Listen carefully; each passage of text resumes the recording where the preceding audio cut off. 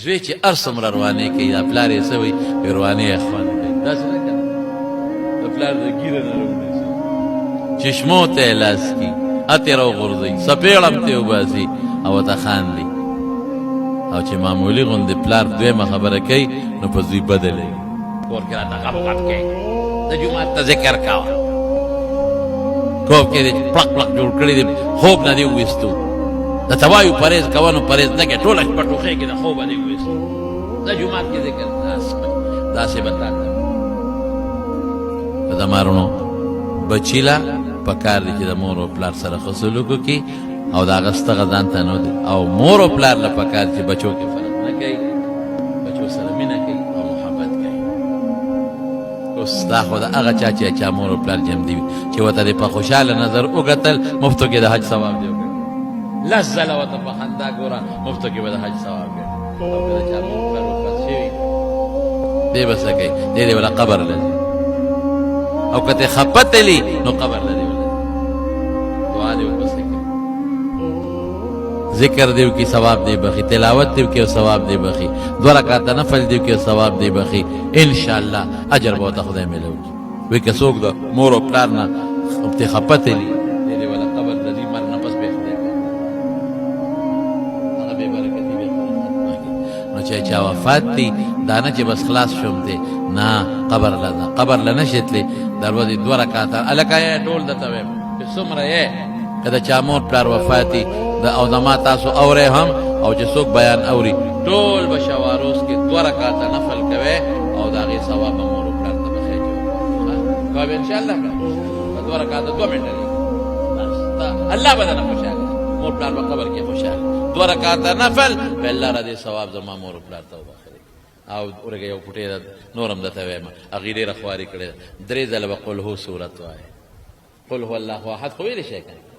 3 ځله د پوره قرآن شریف ته ختم ثواب دی 3 ځله به قل هو وایې صورت او بسم الله ورسره وایې او الله را دې ثواب ما مور و پلار ته وبخښي که یو ته بخښه که دواړه مړي دواړه بخښې څه مې وویله که 3 ځله سوره قل هو صورت قل هو الله احد د ختم ثواب 2 رکعاته نفل نو جون کې بستام برکتی بچی بدیم برکتی مال کې بدیم برکتی رزق کې به برکتی خوش الله بم خوشحالی او مور به په مرګ نه پس در نه خوشحالی او هغې له به فایده م رسېږي که خیر انشاءالله العظیم الله پاک ته چې د چا مور او پلار وفات شوي الله دې مغفرت نصیب یا الله که د چا مور او پلار وفات وي بخښي زما والدې ته هم دعا کوي چې الله یې مغفرت وکړي ستاسو مور او پلار چې چا وفات دي دواړه که یو وي الله ته یې وبخښي خدای که په آخر په قبر کې په تکلیف او په عذاب کې پراتی الله سره جمدی دعا قبله خدای ته عذاب په بند کې خدای ته په رحم وکړي خدای په رحم وکړي خدای ته په رحم وکړي که څه ګناهونه کړي دي ورته معاف کړي چې چا مور او پلار جمدی دي الله روغ صحتونه ورکړي که بیماران دي الله روغ صحتونه ورکړي خدای که د چا نه مور پلار خفه دي ورسره رضا کړي که د چا مور او پلار ظالمان دي ظلم کوي بچو سره ظلم نه خدا وانه خدای اتفاق نصیب کړي خدایا ته زمونږ نه راضي شي الله زمونږ ګناهونه معاف کې الله زمونږ ګناهونه معاف کې الله پریشانۍ په خوشحالو باندې بدلې الله پریشانۍ په خوشحالو بدلې کې الله د مصیبتونو آفتونو نه پامن کې وساتي الله د دنیا او آخر خوشحالۍ نصیب کړي خدای ډېر دوستان دي زمونږ په ټلیفون دعاګانې غوښتې دي خدای هغه خلک هم تا ته معلوم دي هغې دعاګانې هم ولې قبولې کړي کم ملګري چې د لرې لرې ځای نه راغلي دي خدای په یو قدم اجر ورکړي د خپل لوړ شان مناسب اجرونه نصیب کړي او زمونږ د دې محلې او د دې کلي خلک چې د میلمنو کم خدمت کوي الله د هغې اجر هغې له په دنیا کې ورکړي او په آخرت کې ورکړي الله دا کورونا وایرس بیماري زمونږ د مسلمانانو لرې کړي زمونږ ملک پاکستان او امت مسلمه ټول ته محفوظ کړي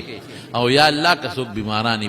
په دغه بیماری کې یا په نورو کې شفا نصیبه کړي او روغ صحتونه نصیب کړي خدای به اولاد ول اولاد ورکړي نارینه اولاد دي نارینه اولاد ولا ورکړي خدای پریشان حال او پریشانی په خوشحالو بدل کړي د چا کاروبار کمزورې ته پکې ډېر برکتونه واچي څوک بېمازه دي او خدای منځونو ته شوق پیدا کړي چا کور کې بېدیني د خدای بېدیني په دیندارۍ بدله کړي زمونږ دا کشر کل چې څومره دی خدای ته خوشحاله نه زندګي نه بار ملکونو کې ډېر دوستان دي زمونږ بیانونه اوري الله ته د خیر او د برکت او د عافیت زندګي نصیبه کړي